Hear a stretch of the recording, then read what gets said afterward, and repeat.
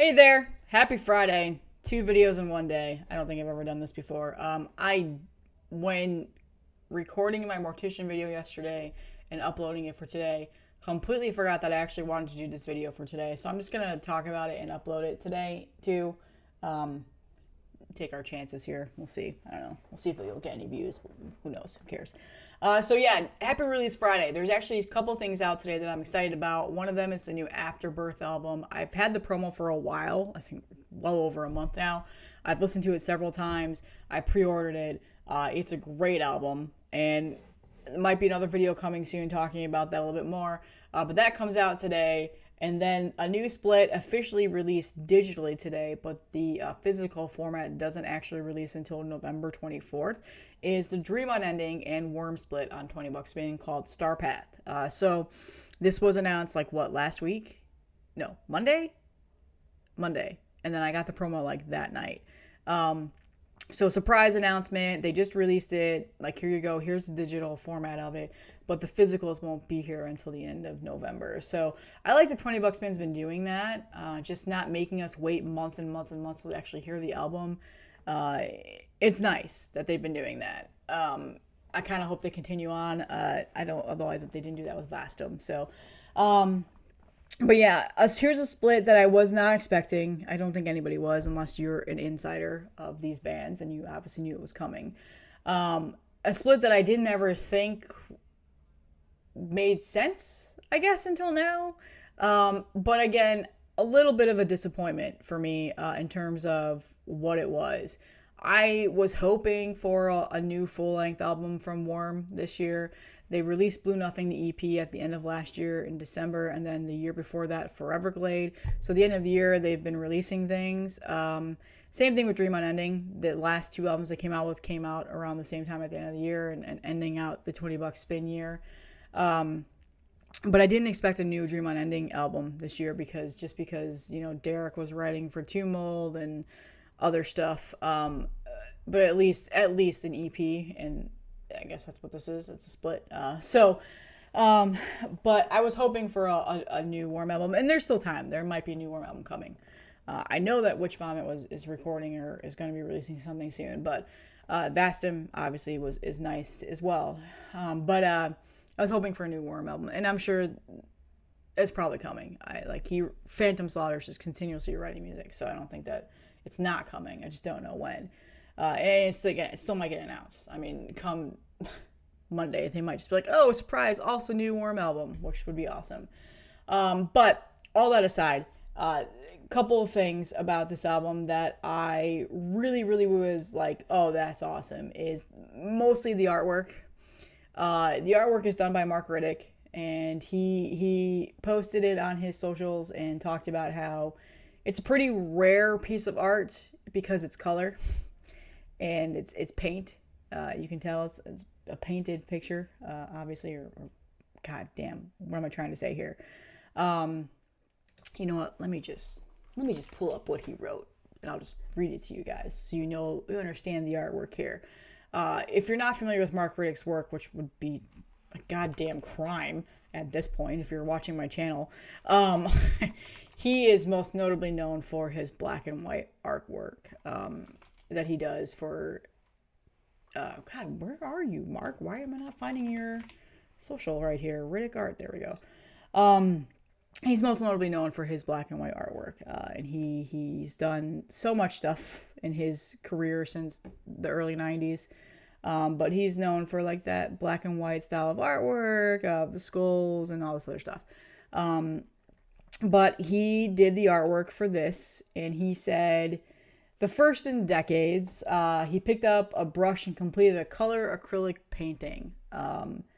So that's the big thing about this album that I just was like, I'm all in. I'm buying the vinyl because I want the bigger picture. I'm going to get a t-shirt because his album artwork is awesome. And I'm just a huge mega fan of Mark Riddick. Everybody knows that. I did a giveaway of some artwork that he made specifically for that video. And I love that Mark and Phantom Slaughter, Worm, they're friends, and they co-collaborate with each other a lot. So generally, Worm merchandises a lot of Mark Riddick's artwork. So I have a lot of his t-shirts and stuff like that for that reason. So I was really like, that was, as soon as I saw that, I was like, first of all, when I first saw that album art, I did not think it was him. I thought possibly maybe Pit Pones that did the last two mold, or maybe I was thinking that definitely wasn't him. And then his thing came up and I was like, holy shit, that was him. That's awesome. So that was a big thing for me that hyped this up a little bit more for me. But let's talk about the music now. So Dream Unending, as you guys know, Derek and Justin. Derek is most notably known from Tumult, and I'm blanking on Justin. I feel like, is it Mortal Congregation? I can't remember now. I'm so sorry. I should have wrote notes. They are the progressive death metal band, very proggy, especially on these songs. And a lot of people are really hit or miss with them. I think they've got a fairly positive, reaction. People really, really like the band, and they love the music, obviously, and they've sold out of their albums, and there's high praise. But there are the select group of people that just don't like it. They think it's boring. They don't get it. They don't like prog and death metal, etc., etc., etc. I get it. There's two sides to it, and I understand both sides.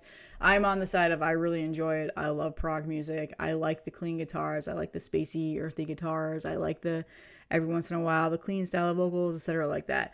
But it's death doom too. It's very doomy. And then you got Worm, who is funeral blackened death doom. Every fucking metal genre ever. And he has been molding into more of this black metal sound and persona, as you can see the corpse paint shit behind me. And I really like that. Funeral death doom for me is very a mood. I have to be in the mood to do it, and very hit or miss. Not everybody does it well, and he's done it. Worm has done it really well. I obviously really like their last several albums. I'm a huge fan. I've said many times that it's my favorite band at the moment, and I can listen to their stuff any given day. I don't have to be in the mood for it. And so going into that, I thought that the split was a little strange, because it is two totally different styles of metal, and I think that that's the point of it. And you can tell that's the point of it based off of the cover.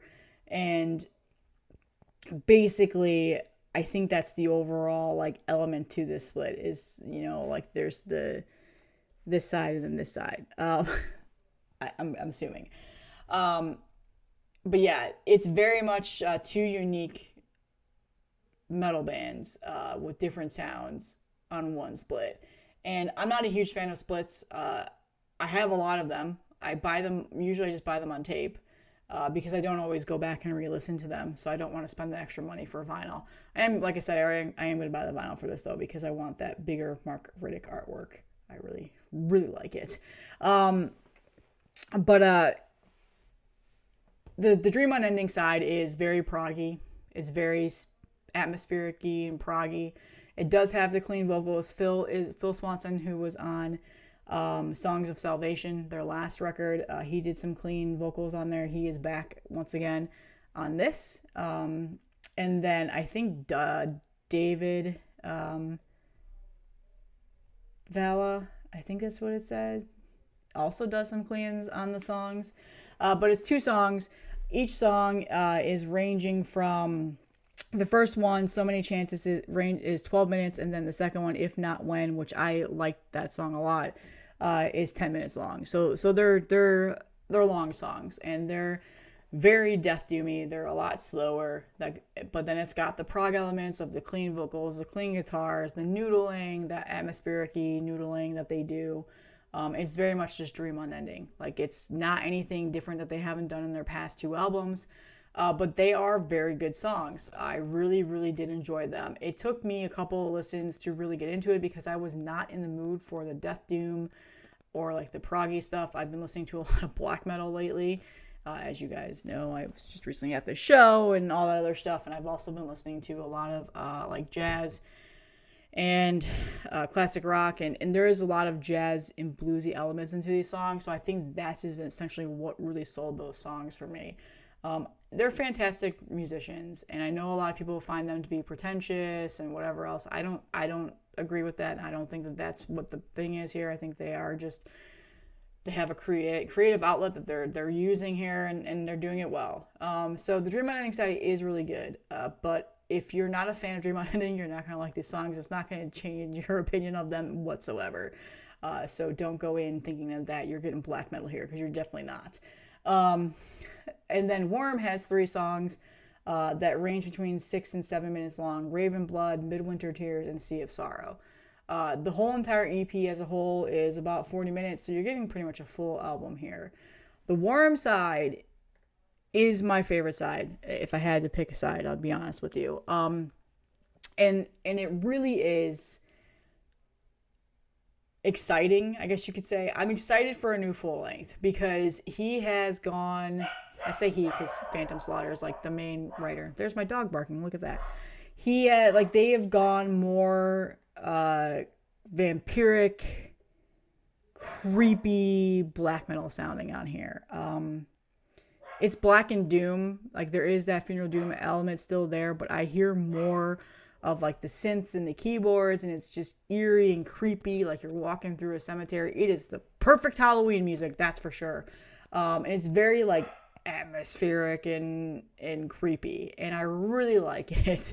And I hope that there's a new album that is more black metal coming soon, which I'm pretty sure there's going to be. I think like he's been pretty open about how he wants to tread more into the black metal sound.